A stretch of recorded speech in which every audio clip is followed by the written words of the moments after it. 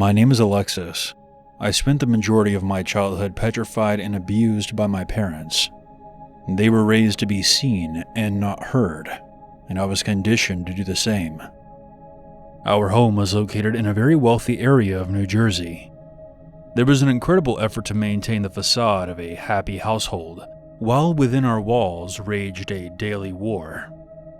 My behemoth father demanded cleanliness and the constant maintenance of household chores, as appearance was of the utmost importance. We always did what he asked, for fear of his fist going through the wall or a physical strike from his 6-foot stature. So my young girlish hands were always pushing a lawnmower, vacuuming, or raking leaves in an effort just to be left alone.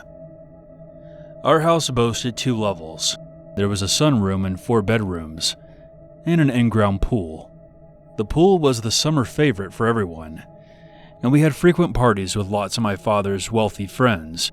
Showing off his assets was one of my dad's absolute favorite things to do. The pool was a huge kidney-shaped 12-foot deep cement structure with a side hot tub. We were never allowed to touch the complicated system of knobs and gadgets that controlled the pool's filtration and chemical intake. I knew how to turn the hot tub bubbles on and off, but that's about it. There was one particular summer party that was in full swing, attended by dozens of people I barely knew. I was able to enjoy myself when others were around, as my parents would tone down their abusive behavior for appearance's sake. This party was the loudest by far and went on into the late hours of the night, with more people squeezing into the hot tub the later it got. I had lost track of time while I sat in the bubbling water. It must have been for hours. I don't remember getting up and heading to my bedroom. But a few hours later, I opened my eyes. The party was over, and I was staring up at my bedroom ceiling. I heard the sound of bubbles, and I felt the sensation of heat. Bright light suddenly pierced through the ceiling, and the temperature skyrocketed. My bedroom then became a steamy inferno. I was confused and kept rubbing my eyes before I felt water rushing over my body as the bubbles continued to grow louder and louder. I turned my attention back to the ceiling. Swirling above me was something that I'll never forget. A fleshless human head floated towards me until it got merely inches away from my face. It then opened its bony jaw and shrieked. Its hollow socket stared into my eyes before it floated around in a circle. Then another head appeared. Soon, at least 10 floating heads formed a circle above me. No matter how hard I tried, I could not yell or scream. In the back of my mind, I knew that if I did manage to wake my parents, they would never believe me, and the repercussions might be worse than this. So I was trapped, tormented by the skulls swirling above me, shrieking, chomping, and laughing. I don't remember how long this went on for, but eventually, the morning sun began to creep through my windows, and the merry-go-round of skulls finally ended. The lights and steam faded, and my bedroom returned to normal. I lay there, still as a statue, unsure of what to do. I was terrified, but I was equally confused. For the next several days, I could not sleep. I didn't realize until my adulthood that my father might have put too much chlorine into the hot tub that night. Breathing in those chemicals for hours may have created a mustard gas type of poisoning, which induced this disturbing night terror. If anyone listening has more insight into this, please leave a comment down below.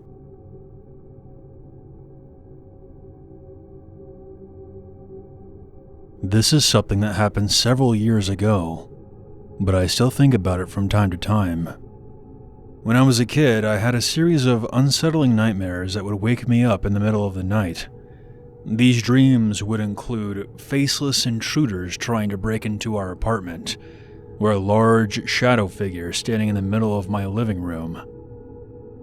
I would sometimes hear humming from someone behind my bedroom door, gradually getting closer to me, causing me to nearly have a panic attack. I've always felt a little uneasy about the apartment we lived in at the time. It was pretty old, and I lived there with my parents for a very long time, so I know what causes certain sounds, and I can pretty much accurately tell where it's happening, or if it's coming from one of the neighbors. This particular nightmare occurred not long after I switched rooms to take advantage of a slightly larger space. This was around autumn, because I recall it being cooler than normal. It seemed like any other ordinary night, but I also didn't stay up late and binge YouTube videos on my phone. I don't actually remember falling asleep. I woke up on my back, which gave me a view of the entire room, with the streetlight outside providing just enough illumination for me to see a dark shape cautiously peering out from my closet, which had no door. The silhouette resembled a young man who appeared to be in distress. That alone would have been cause for alarm. However, I could sense that there was something else outside of my room, in the hallway. The unknown man in my closet never said a single word, but something made me feel that he was afraid of what was lurking outside. That was when I woke up. It was the middle of the night. As I scanned my room, I saw something moving in my closet, exactly like in the dream. I then began hearing a creaking from the hallway. This is when I started to get frightened. I knew that I wasn't dreaming. This was real. I prayed that I had locked my bedroom door that night, but I couldn't see what position the lock was in from where I was. It was too dark. So I lay there, frozen in fear, rationalizing the possibilities in my head. Could it be one of my parents going to the bathroom? No. This movement was much too deliberate. The creaks I heard were dragged out, like someone was standing in the hallway, pressing their foot down, slowly. I lay there on my bed for what seemed like an eternity. The sound never left the hallway, never moving toward the bathroom or to the stairwell. Exhaustion eventually caught up with me, and I reluctantly fell back asleep. I asked my parents the next day, and they were just as confused as I was. They wouldn't joke about something like this. If anything, they thought I was trying to pull a prank on them. Before I wrap this up, I will mention something else, but I'm not sure if this is related in any way. It was several months later, around springtime. My mother let one of our neighbors borrow a couple of old books from our collection. Most of them had been passed down from relatives. Our neighbor then called my mother a couple of days later, asking her why she had books that mentioned demons. I have no idea what the book was. It was news to us that the Necronomicon had been hiding on our bookshelf for several years. My mother told her to get rid of it, because we would never have anything related to demons or witchcraft in our house. Those kind of things never bring anything good into your life. It makes me wonder if it had anything to do with my experience.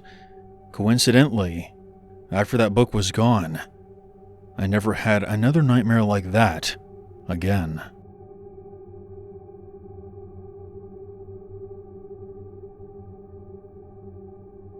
I'm someone who enjoys listening to scary stories.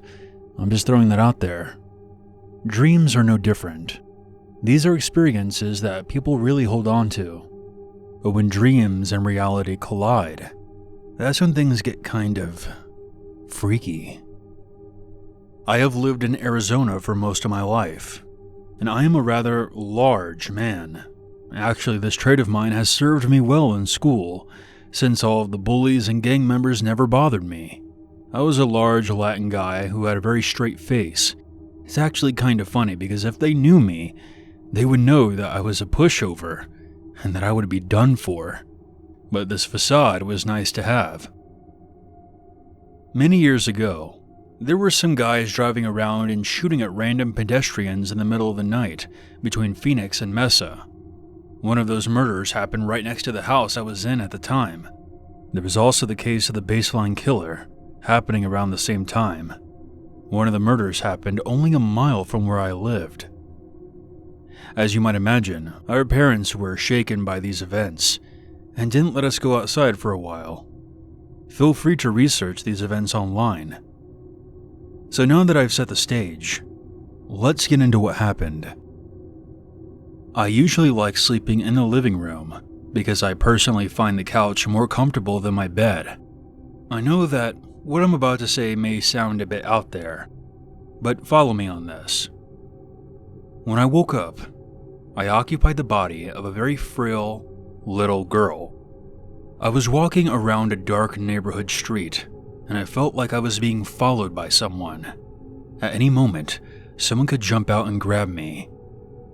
I became frightened, and I ran up to one of the surrounding houses and knocked.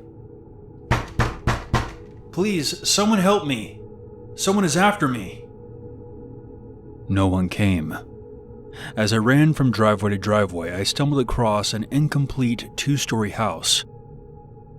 The first story of the house was still under construction, with exposed wooden frames and concrete pillars. The top floor was perfectly finished, beautiful, and frankly very expensive looking. I decided that I would hide on the first floor.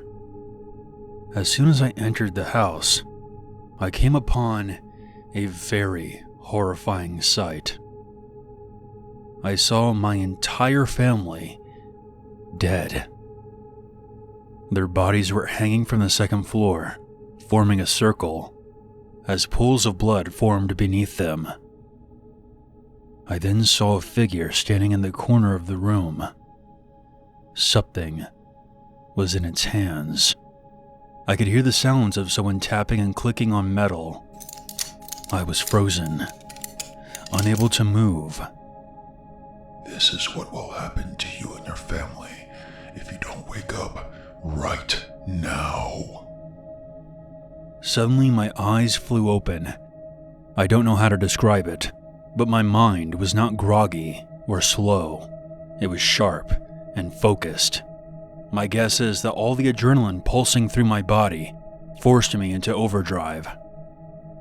I looked at the back door, and that's when I saw someone trying to break into our house. I remembered that gruesome sight from my dream, and I wasn't about to let this intruder anywhere near my family. I shouted, "If you open that door, I will kill you right here and right now." The would-be intruder then ran off. I quickly opened the door and gave chase. But after he scaled the fence, he was gone like the wind. I don't really remember a ton of what happened after that, but I do remember thoroughly freaking out my family when I shouted at the intruder.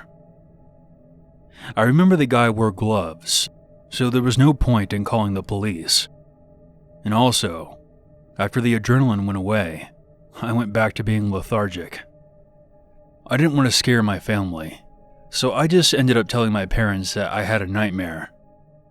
I highly doubt that this man was either of those killers I mentioned earlier, but there is no way to know for sure. And looking back, that does not ease my mind. At the time, as far as I was concerned, it never happened. In the nightmare I had, I distinctly remember hearing the sound of someone tapping on metal. At the time, I didn't realize it, but what I was actually hearing was the real-life intruder trying to break in.